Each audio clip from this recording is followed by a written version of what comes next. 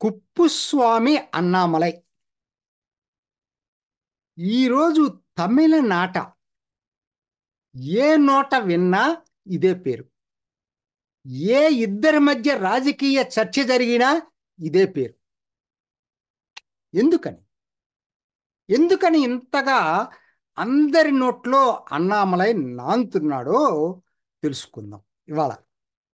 ఒక్కసారి అది తెలుసుకునే ముందు తమిళనా తమిళనాడ తమిళ సమాజాన్ని, తమిళనాడుని గురించి కొంచెం బ్రీఫ్గా రెండు ముక్కల్లో చెప్పుకుందాం. అది కూడా చాలా అవసరం.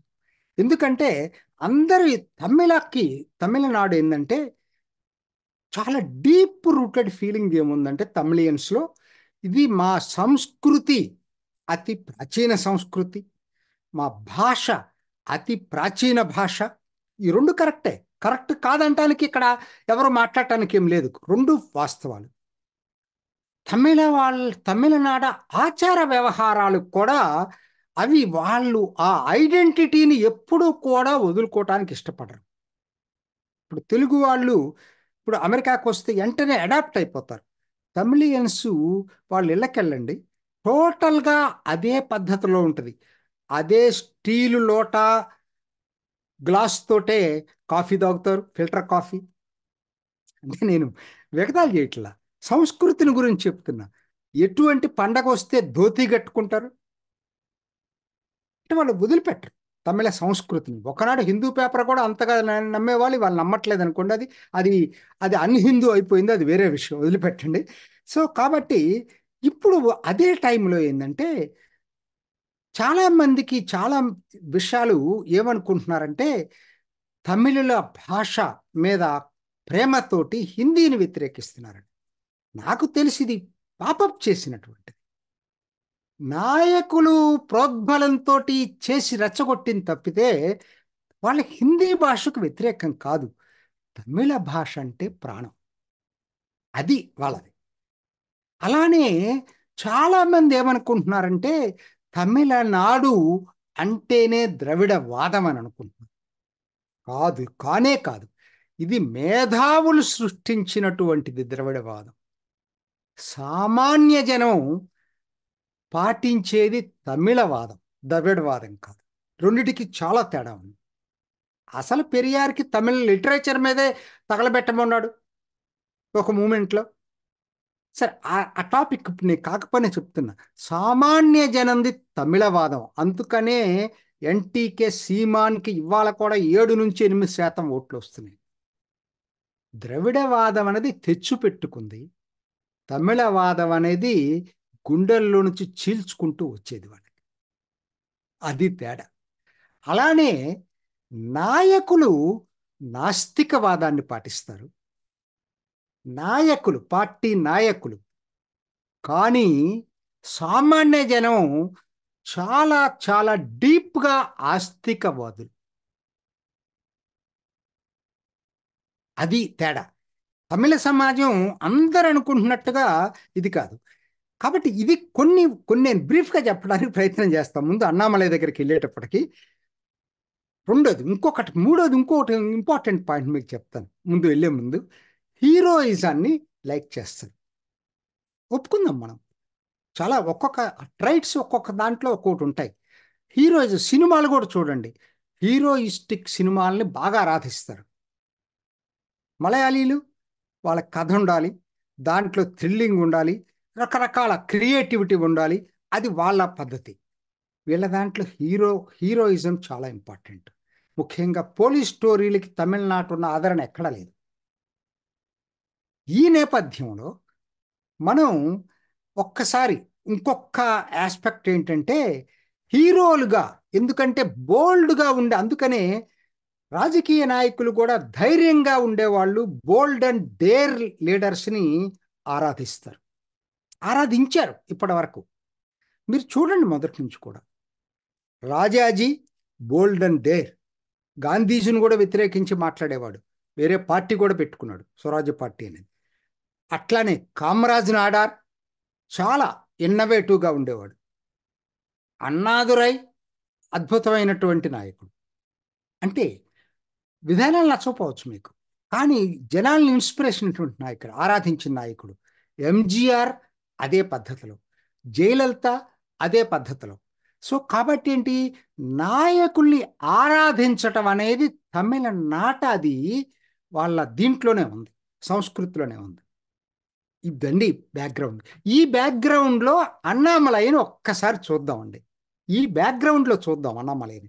ఎందుకనంటే Annamalai well educated, IIM Lucknow graduate, IPS, వీళ్ళకి ఏదైతే నేను చెప్పానో ఇన్స్పిరేషన్, ఆ ఐపీఎస్లో అద్భుతంగా పనిచేసిన వ్యక్తి, కొద్ది కొద్ది టైం పనిచేసిన కర్ణాటకలో మంచి పేరు తెచ్చుకున్నటువంటి వ్యక్తి. వాళ్ళకి బాగా కనెక్ట్ అయింది దాంతో. అన్నిటికన్నా ముఖ్యం bold and dare leader. DMK first ఫ్యామిలీని డి అంటే డి అని ఎదిరించినటువంటి నాయకుడు. అంతకన్నా ముఖ్యమైంది ఇది లేకపోతే మిగతా ఆయన్ని ప్రయోజనం లేదండి. ఎన్సైక్లోపీడియా, ఎన్సైక్లోపీడియా కరెక్ట్గా చెప్పాలంటే. మీరు ఏ టాపిక్ అయినా చెప్పండి, అద్భుతంగా మాట్లాడతాడు. చాట్ జీపీటీ అనుకోండి, ఆయన చాట్ జీపీటీ ఒకటి మాటలో చెప్పాలంటే Annamalai is nothing but chat GPT. నిన్న చూసాం కదా ఐఐటి చెన్నైలో మాట్లాడినటువంటి ప్రసంగం. మరి ఈ కారణాలతోటి ఎలా ఆరాధ్య నాయకుడిగా మారాడని చూసుకున్నప్పుడు మీకు కరెక్ట్గా చెప్పాలంటే అది నాయకుడి లక్షణం. తనకున్నటువంటి నాలెడ్జ్ని పదునైన ఆయుధాలుగా మార్చుకోగలిగాడు. చాలా ఇంపార్టెంట్ అది. తనకున్న నాలెడ్జ్ తోటి సోషల్ మీడియా ప్లాట్ఫామ్ని అద్భుతంగా ప్రొజెక్ట్ చేసుకోగలిగాడు. తనకున్నటువంటి knowledge, bold and dare leadership తోటి డిఎంకేని కౌంటర్ చేయటంలో డామినేట్ చేయగలిగాడు. డి అంటే డి అనగలిగాడు. కొన్ని చెప్తానండి, ఉదాహరణకి మీకు ఏం అవసరం లేదు. డిఎంకే ఫైల్స్, మరి ఎవరికి రాలేదు ఆలోచన, ఈయనకి ఎందుకు వచ్చింది? అట్లానే నిన్నటికి నిన్న, ఎక్కడ దాకెందుకు, నిన్న మాట్లాడతా నార్కోటిక్ డ్రగ్స్ మీద అతను జాఫర్ సాదిక్ అనే అతను దొరికాడు కదా, 2,000 కోట్ల రూపాయల నార్కోటిక్ సామ్రాజ్యానికి డిఎంకే అతని ఢిల్లీలో నార్కోటిక్ డ్రగ్స్ ఒక పిన్ పాయింట్ చేశారు కదా అతని గురించి. అతను ఇప్పుడు సస్పెండ్ చేసింది అనుకో డిఎంకే, అది వేరే విషయం. సో అది చేస్తూ దాన్ని ఎక్స్పోజ్ చేశాడు. డిఎంకే ఏ విధంగా దీనికి ఇది కోఆర్డినేట్ చేసింది, ఎందుకంటే సహారా న్యూస్ దీని కొరియర్గా ఎట్లా, ఆ కొరియర్ ఏజెన్సీ డిస్ట్రిబ్యూటింగ్ ఏజెన్సీగా ఈ నార్కోటిక్ డ్రగ్స్కి ఎలా ఉపయోగపడింది, అది డిఎంకే నాయకుడిది ఎట్లా అనేది ఇవన్నీ కూడా చెప్పుకుంటా వస్తూ నిన్న ఒక అప్పీల్ ఇచ్చాడండి. నార్కోటిక్ డ్రగ్స్ నుంచి కేవలం ప్రభుత్వాన్ని నిందించే ప్రయోజనం లేదు, మనందరిది కూడా బాధ్యత. సమాజంలో పేరెంట్స్, స్కూల్ టీచర్లు అందరికీ అప్పీల్ ఇస్తే చాలా ఇంప్రెసివ్గా, చాలా బ్రహ్మాండమైనటువంటి అప్పీల్ ఇవ్వటం జరిగిందండి. ఆయనకున్నటువంటి క్వాలిటీస్ అవి. అట్లానే ఆయన పిటిఆర్ త్యాగరాజ్ అని ఒక అతను ఉన్నాడు కదా, ఫైనాన్స్ మినిస్టర్గా ఉంటే ఆడియో లీకేజీ, స్టాలిన్ మన అన్నామలై ఆడియో లీకేజ్ బయటకు వచ్చిన తర్వాత తీసేసి వేరే మినిస్టర్ ఇచ్చారు. ఆయన ఏదో చాలా మేధావిని అనుకొని జీడిపి బ్రహ్మాండంగా పెరిగితే 8.4% ఈ క్వార్టర్లో, దాన్ని కౌంటర్ చేస్తూ తమిళనాడు ఏదో గొప్పగా చెప్పుకుంటే అద్భుతంగా కౌంటర్ చేశాడు. స్టాటిస్టిక్స్తో ఆయన మాట్లాడేది ఎప్పుడు కూడా ఊరికనే ఏదో వాళ్ళు తిట్టారని వీళ్ళు తిట్టడు. స్టాటిస్టిక్స్ తోటి ఏ విధంగా ఆయన చెప్పింది తప్పు అనేది కౌంటర్ చేశాడు. అదండి ఆయన.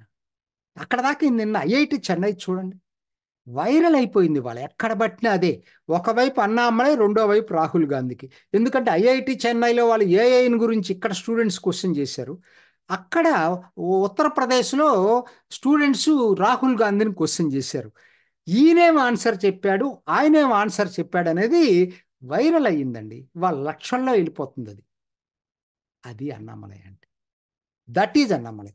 సో కాబట్టి ఏమవుతుంది, ఇవాళ ఆయన ఎంత షార్ప్గా ఉంటాయంటే, నిన్న మరి టుటికోరంలో చైనా జెండా వేసి అడ్వర్టైజ్మెంట్ ఇచ్చుకున్నాడు కదా స్టాలిన్. ఇదంతా కూడా నిన్న స్టాలిన్ బర్త్డే అయితే చైనా భాష మ్యాండరిన్లో ఆయనకి బర్త్డే గ్రీటింగ్స్ చెప్పింది తమిళనాడు బీజేపీ.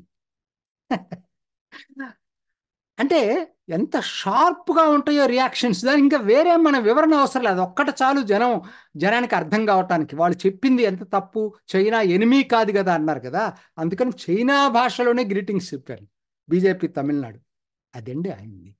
దీనికి క్లైమాక్సే ఇవాళ జరిగినటువంటి పాదయాత్ర, 7 నెలల పాదయాత్ర. దాంతో తమిళనాట పర్సెప్షన్ మారిపోయింది. తమిళనాట బీజేపీ రాజకీయ శక్తిగా పాగా వేసింది. సో కాబట్టి ఇది నేను ఎందుకు చెప్తున్నానంటే, ఇవాళ కోయంబత్తూరులో ఆనంద నరసింహన్ లాంటి వాళ్ళు, సిఎన్ఎన్ న్యూస్ 18 వాళ్ళు జనాల దగ్గరికి వెళ్ళి అడిగారు. అది ఎవరో తెచ్చిపెట్టుకుంది కాదు, స్పాంటేనియస్గా జనం చెప్పినటువంటిది నేను అన్న ఫీడ్బ్యాక్. చాలా అద్భుతంగా మాట్లాడుతున్నారు. మీరు ఎందుకు సపోర్ట్ చేస్తున్నారు అన్నామలేని వాళ్ళు ఎవ్వరూ కూడా బీజేపీ సపోర్టర్స్ కాదు. అది వరకు వాళ్ళు చెప్పింది ఒకటే, హైలీ ఎడ్యుకేటెడ్ మాకు సీఎంగా రావాలి, హోప్ ఆఫ్ ఫ్యూచర్ అన్నామలై మాకు సీఎంగా రావాలి, హానెస్ట్ సీఎంగా రావాలి, నాలెడ్జబుల్ అటువంటి చాట్ జీపీటీ ఎన్సైక్లోపీడియా మాకు సీఎంగా కావాలి, నాన్ డైనాస్ట్ మా నుంచి వచ్చిన వ్యక్తి అండి ఆయన కామన్ మ్యాన్, ఆయన ఏమీ డైనాస్ట్ కాదు. సో వాళ్ళు చెప్పినవి చాలా ఆశ్చర్యంగా ఉన్నాయి. ఎన్నిటి కారణాలతోటి ఆరాధ్య నాయకుడు అయ్యాడు. నేను ఇవాళ అన్నామలైని ఎందుకు ఆరాధిస్తున్నారు అనేది చెప్పటానికి ఒక ప్రయత్నం చేశాను. ఎంతవరకు సక్సెస్ అయినా నాకు తెలీదు. రెండోది, ఇదే దీంట్లో మోడీ మళ్ళా ఇప్పటికే మోడీ మేనియా తమిళనాట చుట్టుకుంది. మరలా ఇంతలోనే ఈ వేడి చల్లారక ముందే 4వ తేదీ వచ్చే సోమవారం మరలా మోడీ తమిళనాడులో ఎంటర్ అవుతున్నాడు. కల్పక్కం అధికార కార్యక్రమంకి వస్తున్నాడు. ఆ తర్వాత చెన్నైలో నందనవనం వైఎంసీలో, నందన వనం అనుకుంటా, నందనం వైఎంసీఏ నందనంలో పబ్లిక్ మీటింగ్ ఉంది. ఎలా ఉందంటే వీళ్ళిద్దరిది, మోడీ అన్నామలైది అగ్నికి వాయువు తోడేయి డిఎంకేని మొత్తాన్ని కూడా భస్మం చేస్తున్నట్టుగా ఉంది చూడబోతే. అసలు ఇవాళ అలా నడుస్తూ ఉంది ఇవాళ తమిళనాట రాజకీయాల్లో. చాలామంది చెప్పడం అయితే అసలు మీరు అనుకుంటున్నాయి సెఫాలజిస్టులు చెప్పేదానికి భిన్నంగా ఫలితాలు ఉంటాయని కూడా కొంతమంది చెప్తున్నారు.